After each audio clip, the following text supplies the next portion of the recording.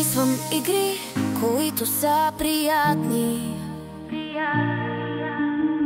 и смятам, че има какво да дадат на всички ни, като преживяване и полза, защото са смислени.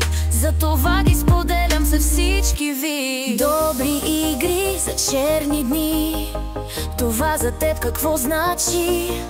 Прибираш се след тежък ден, може би искаш да разпуснеш след дневните задачи. Или в бъдеще взимаш пример от тези игри и прилагаш повече старание и грижа в живота си.